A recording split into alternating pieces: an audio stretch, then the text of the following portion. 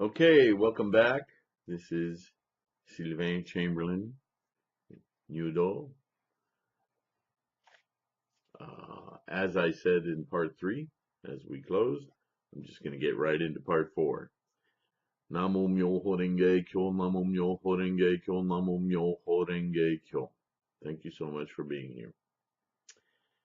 The Nirvana Sutra says, when nothing is realized, it is called wisdom.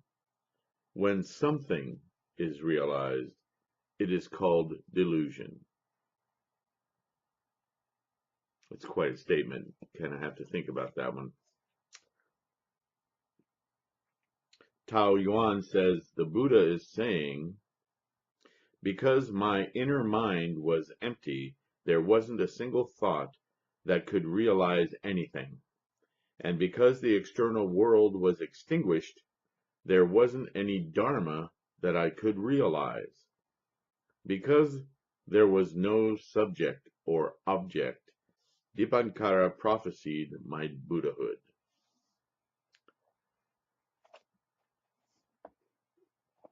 So, from the Diamond Sutra, and how so, Tathagata? Subhuti is another name for what is truly real. Tathagata. Subhuti is another name for the Dharma with no beginning. Tathagata, Subhuti, is another name for the end of Dharmas. Tathagata, Subhuti, is another name for what never begins. And how so? No beginning, Subhuti, is the highest truth. So, I don't know if you're getting this, but Shakyamuni just continues to repeat the same thing with different words. But now that Subhuti has moved on from his Hinayana understanding and is now immersed in the Bodhisattva way of Mahayana, Shakyamuni's rhetoric has changed a little bit. And now he feels comfortable in saying to Subhuti, you know, this idea you have in your head of Tathagata, as you answer me all the time with Tathagata, Bhagavan, all these honorific terms for me, I want you to think about what Tathagata actually means, not as an honorific, but as an actual invocation of nothing. Nothing beginningless. To be beginningless, to be birthless, is to not exist. But this isn't the same non-self as Hinayana teaches. This is beyond non-self. It's beyond the idea entirely of selfness. See, there's a very, very profound difference between the two. Okay, in Sanskrit, Tatha points to what is real and is usually translated as thus or truly. It can also be shortened to Tat. Hence, Tathagata can be parsed as Tathagata and mean thus gone, or as Tathagata and, and mean thus come. But what has thus come? Nothing. What is something that was something but now is nothing? Thus gone.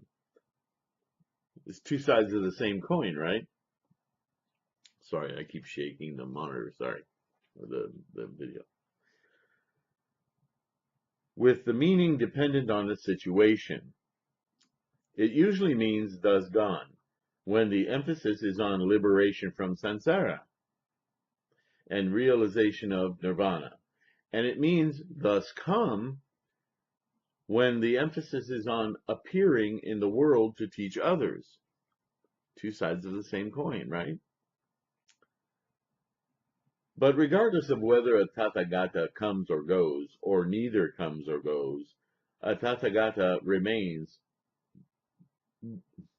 Bhutatatha, truly real, not delusionally real. Because the Tathagata puts an end to all existence, past, present, and future, and is free of such perceptions as coming or going. And we're back at perceptions. You could say a deluded mind is the world of perception. Because if you have no perception, because there's nothing to perceive, then you have completely cleansed your mind, and that is the Buddha mind. Make sense?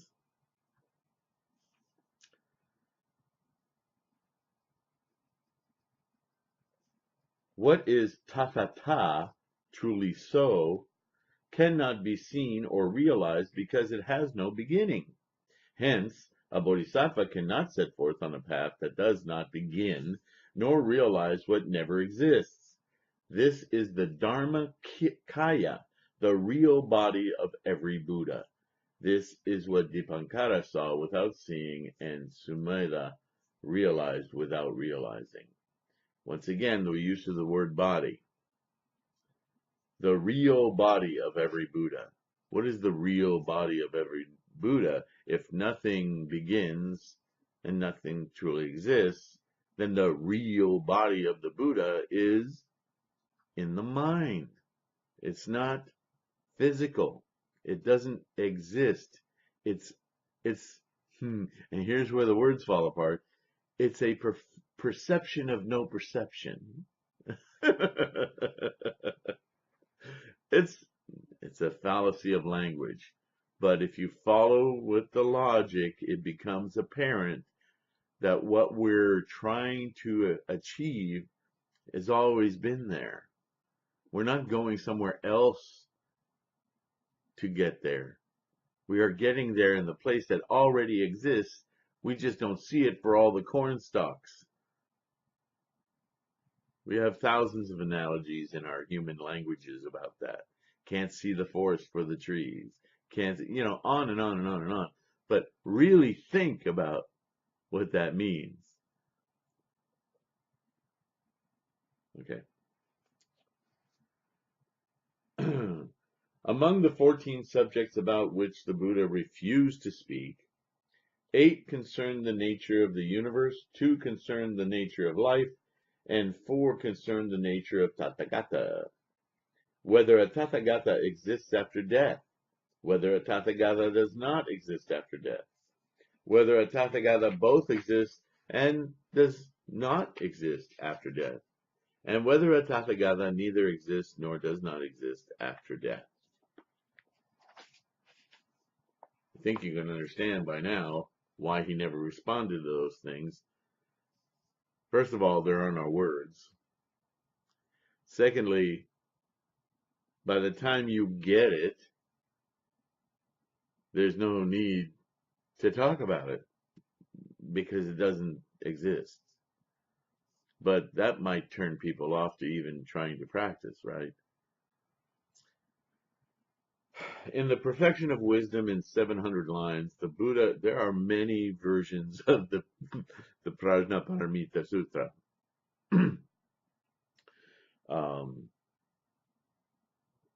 So read all of them.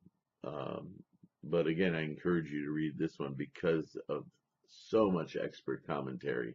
It really helps as you proceed through this avalanche of words.